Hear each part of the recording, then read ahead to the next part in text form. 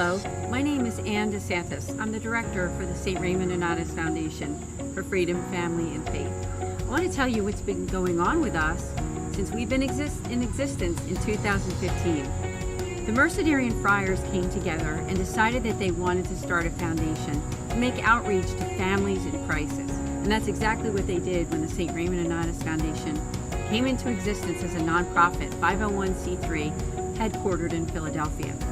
Since that time, I became the director in the beginning of 2018, and we basically have 4 facets to what we do. We offer prayer, priestly consultations, podcasts and videos, and also programs and events. Now, if you've never been to our website, I just to invite you to go to nonatus.org and check out all the great things that we've been doing.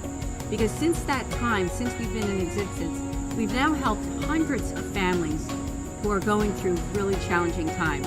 And as you all know, we went through a really challenging time in 2020. So I'd just like to invite you to go and check out the great things that we're doing. And there's more to come. If you or your church community would like us to come and do some type of an event where we can talk about what we offer in terms of that pastoral accompaniment and making outreach to families in crisis, please do reach out to us. And I'm just so grateful to be able to serve people like you and your families. So again, learn about us at nonatus.org. Thank you.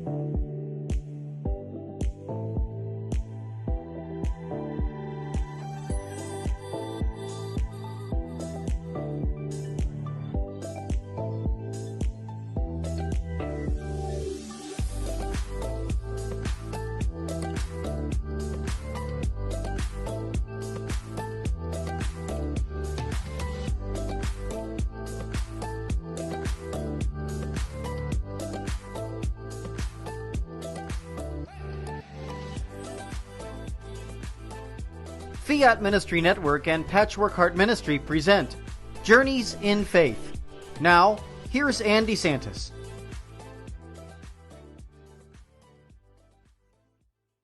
Hi, welcome to Journeys in Faith here on Fiat Ministry Network. Thank you so much for joining us here. It's great to be here with you as I have an amazing guest with me this evening. I have Erin Cupp. She is an author. Her book is called All Things New.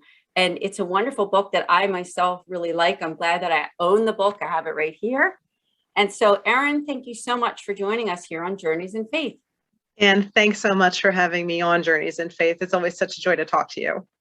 Thank you so much. And I like to read your bio, which I'm actually getting right from the back of your book. And the book is from OSV, our Sunday Visitor. Couldn't recommend it more. Erin Cupp is a wife, mother, and a lay Dominican who lives with her family and vertebrates somewhere out in the middle of nowhere, Pennsylvania.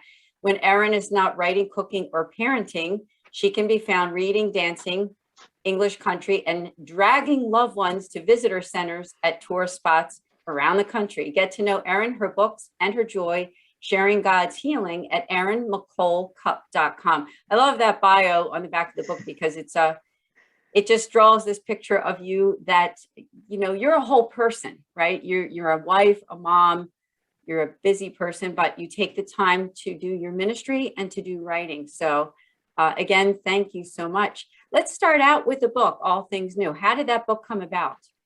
Well, I'm going to have one of those very obnoxiously Catholic answers of it came about as the fruit of Eucharistic adoration, which I say with like a tinge of irony in my voice, but in all seriousness, it came about as the fruit of being in Eucharistic adoration. I had decided to commit to a weekly holy hour at our parish is blessed to have a 24-hour adoration chapel.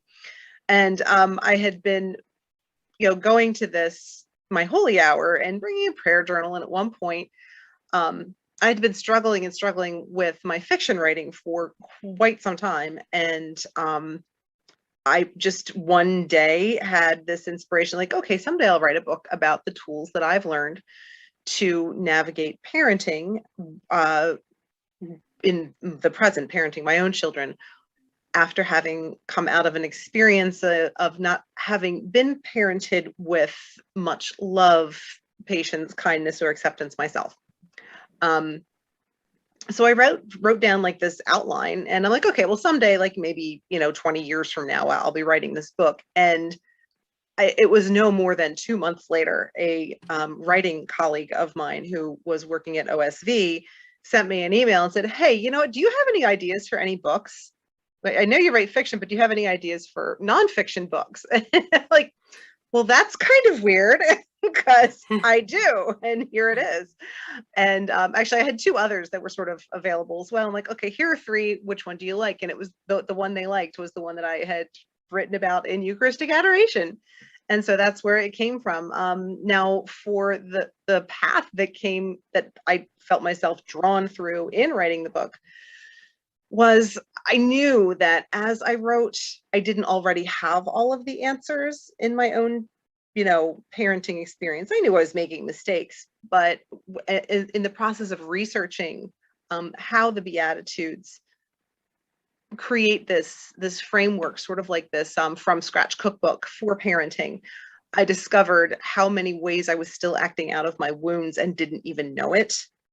So that's why I say in the book very clearly, and try to say every time I talk about all things new, is that make sure you are not listening to me, okay? If you're looking for a perfect parent whose footsteps you can follow, I'm not it, all right? There are perfect parents there in heaven. That job's taken, it's theirs. So don't listen to me, listen to God. My only job here is to point people to listen to the voice of truth, which is obviously God's word. But specifically in this book, we focus on the greatest commandment, love God, love others, and then the Beatitudes as specifically individual steps, individual gifts to help us reach more freedom, more joy in our parenting and in our family lives, rather than harshness and self-criticism and other criticism too. Well said. And I love what you said about the perfection part of it, because I think there is a perfection in admitting that we're human. And just the way that you said that, and there's not a perfect parent, I don't think, anywhere in the universe. But what you're doing is you're going to the Catholic faith for the knowledge and the wisdom that's offered through something like the Beatitudes, which we're all familiar with for the most part, right?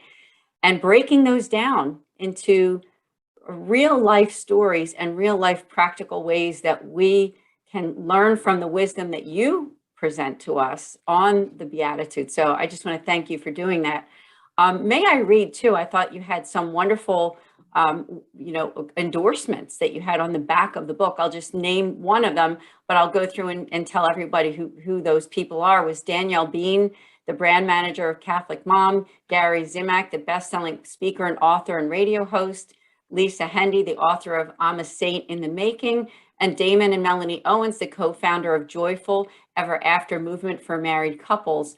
And let me just read what Danielle Bean wrote, which I thought was great. She said, bold, compassionate, refreshing, and insightful.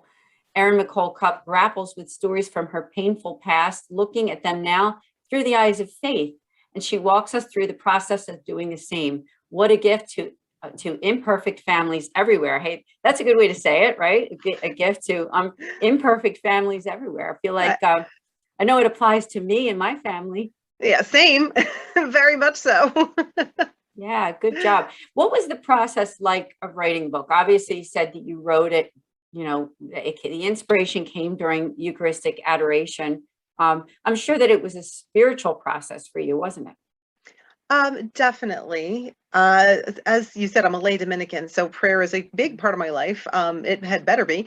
And just that process of, in the process of writing the book, I discovered how much of my prayer life was not as relational as God invites us to be with Him. As a lay Dominican, I have made promises to pray certain prayers certain times of the day. We pray morning prayer and Vespers, evening prayer for Liturgy of the Hours. We pray at least one rosary a day. And we also do 15 minutes of Lectio Divina a day, in addition to attending daily Mass as circumstances permit.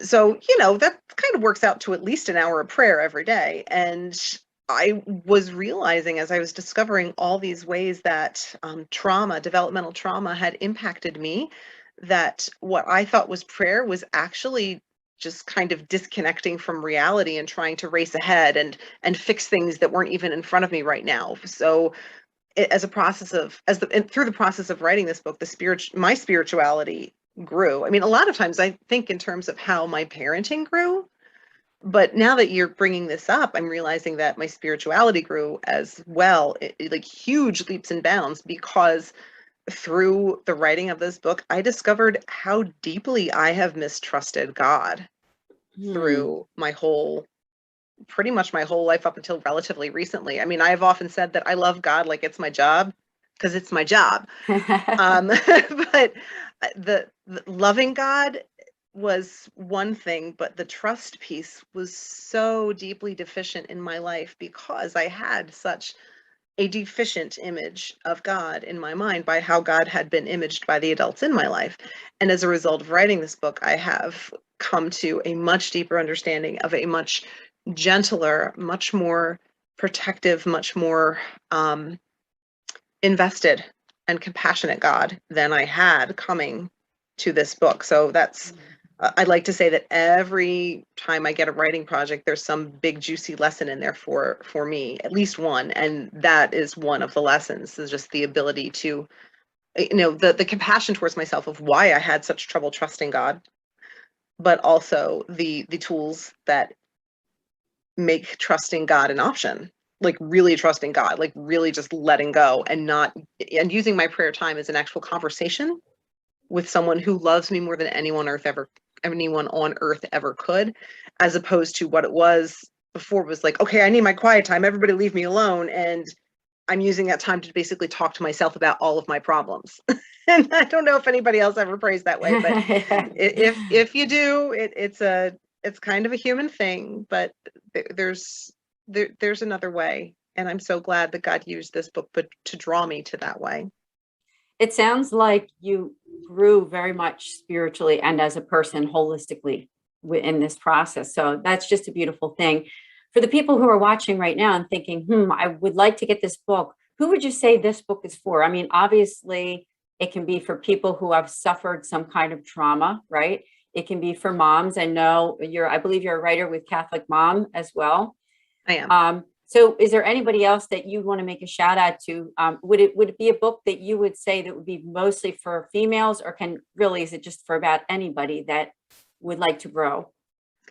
I really do think it's for anybody. I get, my writing style is not my life is not particularly girly.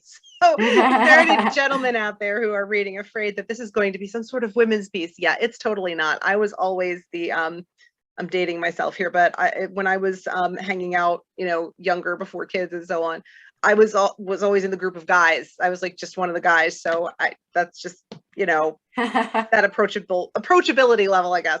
I would always say that if we were all 8 years old right now, I'm the Princess Leia, because it's all guys and me. So, so gentlemen, I hope that encouraged you to consider this as a possibility. But yeah, I wrote it very much from the standpoint of the parent who wants to do better than was done to us. And that goes across the board. Yeah. And I also kind of believe, this might be an unpopular opinion, but a lot of the people that I am encountered, and if you go on the Amazon reviews, you'll see people say, well, this isn't my story, I'm not traumatized.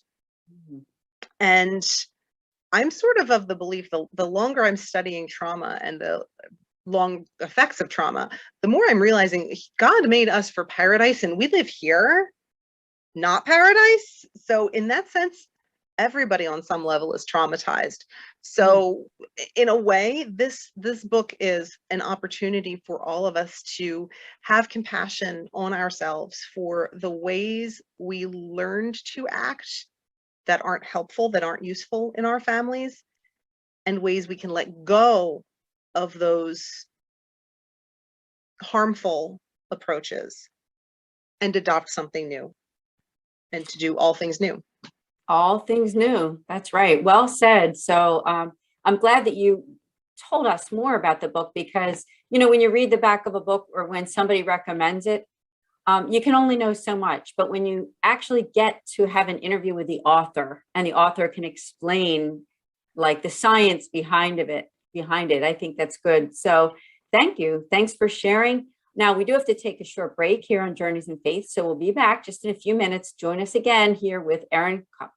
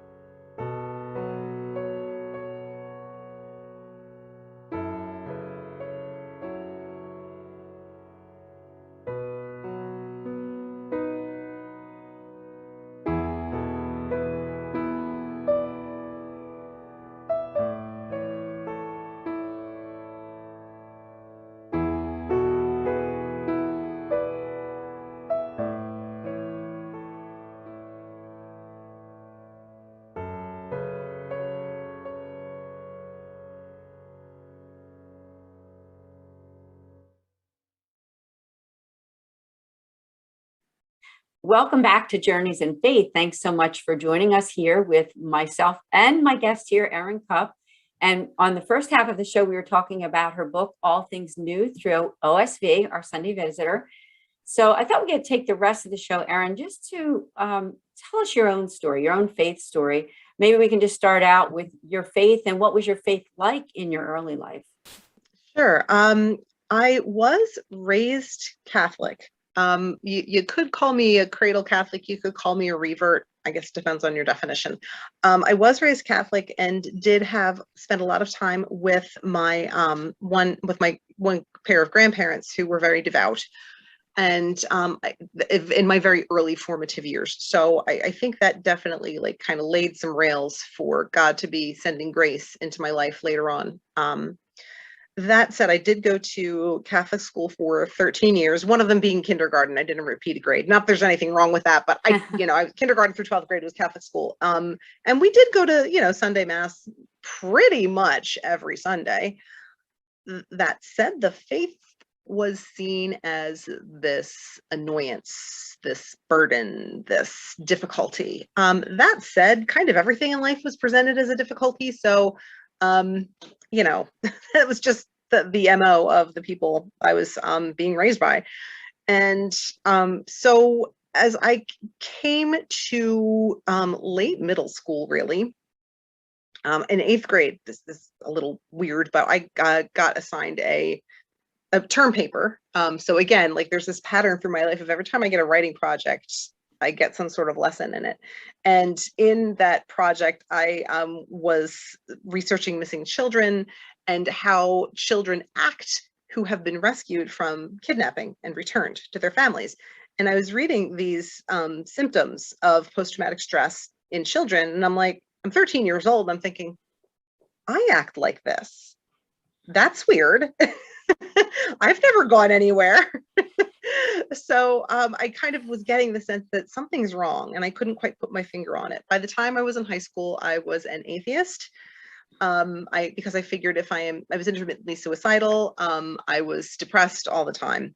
I had trouble making friends, as any survivor of childhood trauma is most likely to experience.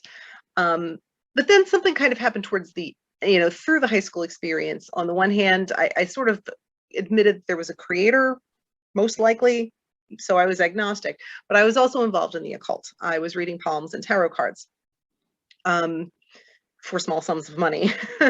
And also for my own self, it was this, like, it was almost an addiction to, like, I don't know what's going to, should I go to the cafeteria now or in an hour? Okay, let me deal out some cards. It was, really, really disturbing, now that I look back on it. Then I went to college. I was a theater major, and I was cast in a play as a victim of child abuse. And the first night we blocked the scene. For those who don't know, blocking is when the actors are told where to stand and where to move when they're performing their lines. So that was the first time we physically, put movement into that scene. And something happened, in the blocking of that scene, that I basically had a nervous breakdown in front of the cast of my peers. Good times. Not really. And I just remember going back to my dorm that night, just in total shock and dismay, and saying, I remember like looking alternately between the wall of my dorm room and this quilt that had been made by my grandmother that I had talked about earlier, and just sort of being stunned and saying, okay, God, or whatever you are, I don't know what's going on, but I want to know the truth. Whatever that is, because I know what I have right now is just unstable, and I know the truth will be stable. So I want the truth. And for those of you who don't know, if you listen to many revert stories, reversion or conversion stories, everybody who says they want to know the truth, the objective truth, they all end up Catholic. All of them. I remember you said this before. Yeah, it's across the board. I did not know that at the time, but I did, since I was legitimately interested in finding the truth. My approach at the time was, well, the chances of me being born into the truth, born into the real faith, not likely. I'm going to look around. So I was, looking at Buddhism and Wicca, especially. I think I even dabbled in looking at Shinto very briefly, like for the space of an hour or something like that. I just wanted to be open-minded and find the truth. But as time went by, I just saw Christianity. I'm like, no, I really can't deny this. Okay, I'm Christian, God, fine, but whatever you do, don't make me Catholic. All right. Well, again, I was looking for the truth, and the more I studied, the more I had to admit that the Pope thing, it made sense. The Eucharist thing made sense. And eventually even the Mary thing made sense. Like God would not leave us without, if God loves us, God's not going to leave us without a mother. And so by that point, it was, I guess, my sophomore year of college, and I was all in. Wow, what a story. And now I've interviewed you before for another podcast, so some of this is all kind of coming back to me. But I just think it's amazing how there were those like points in your life where God was really speaking to you very, like almost very loudly. And the journey that you've been on, I mean, since that time, with parenting, with writing this book, with getting closer to God, with your being that lay Dominican and the prayer that you're doing every day and committing yourself. So I just think that it's a beautiful path that you're on. And just so I thank you for sharing your story. Now, you understand trauma because you've been through so much in the past. If there's somebody who's watching this show right now and thinking, you know what, her life is speaking to me, what do I do next? Like some people just don't know what to do when they feel so depressed, anxiety, PTSD, all of that. So would you have any words to say to people who are on that path, and how can your book help them when they're on this like almost desperate path to find the truth, to be happy? Right. The first phrase that comes to mind that has been very instrumental in my healing, in my development of God's mercy living in me, it's been two words, and it's of course. I know from my own experience that, I would look at myself, how I'm behaving when I'm behaving from depression, when I'm behaving from irritability born of helplessness, and just, I would get really down on myself. Why am I doing this? I know better. I know not to act the way that I was raised. What is wrong with me? What's been very transformative to me have been the words, of course. When I wake up and I don't feel like getting out of bed because I'm just experiencing a lot of heartache, instead of berating myself, to just pause and say, of course I want to avoid. Of course this hurts. Of course I'm sad.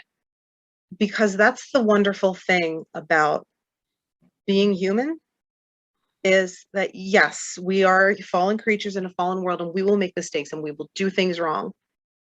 And because our quality as bearers of God's image was not obliterated by the fall, we are still able to make space in ourselves for God's mercy to speak within us in our own thoughts.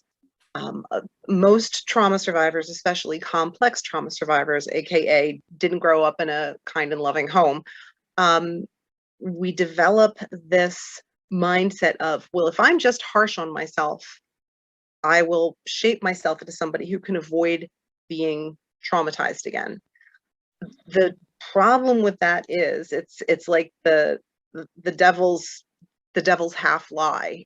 It almost sounds like it's going to work, but it doesn't, because all it does is create this environment of pain inside our own heads that causes us to want to lash out at that pain. So our behavior gets even worse. Whereas God built us to experience his mercy in our minds, to create our minds to be places where we can hear him say, I see why you did that. And I see your pain. And all you have to do is turn to me and I will make this right. All you have to do is turn. And just those words, of course, have given me that space to, of course, I made that mistake. I'm It able to helps get up not again. to be so hard on ourselves. So Yeah. I thank you for sharing that, because you use the word mercy. And I think that's the core of all of it, isn't it? I mean, the core of all of this is that God's mercy is so much bigger than that trauma. And it's not a magic wand. I mean, I don't think No. that healing is a magic wand, and you know that too. So I just want to thank you for sharing your story. Now, we're almost toward the end of the show, but I wondered if you could tell us what's going on for you in the coming months, or even in 2022. Is there something new that you want to share with us? Yeah, I'm really excited actually about right now. The project that I'm working on is I'm creating a course that is called All Things New. Or I'm sorry, no, that's my book. See, of course I made a mistake. I'm creating a course called Filled with Good, Theology of the Body for Food Addicts. In my book that came out 2021, All Things New, I talk about how I had medicated my trauma with food and had gained 100 pounds. So I was 100 pounds overweight. And for those of you who can see the video right now, I am no longer 100 pounds overweight, because as a result of writing this book, I found the tools I needed to let go of the compulsive overeating behaviors and get to a healthier weight. And I'm really, really excited to share those tools with others. So if you are interested in perhaps taking the course Filled with Good, Theology of the Body for Food Addicts, please go to my website, erincupp.com, and click on courses.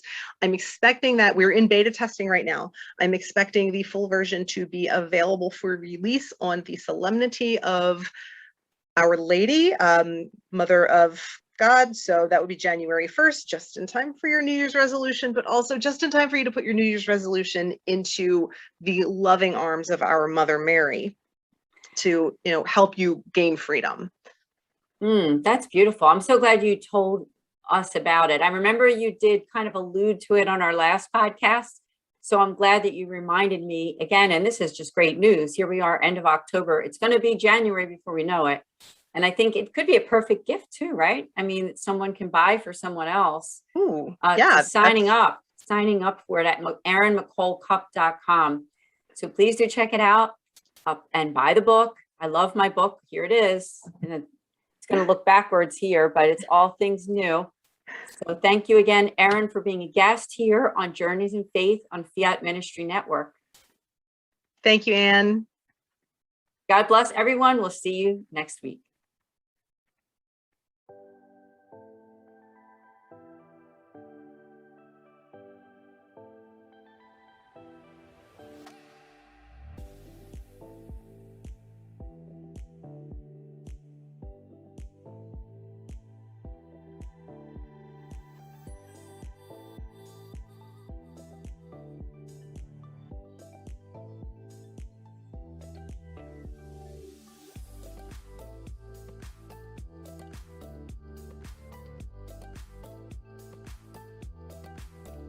Journeys of Faith is a production of Fiat Ministry Network and Patchwork Heart Ministry. For more information about Journeys of Faith, email info@fiatministrynetwork.tv.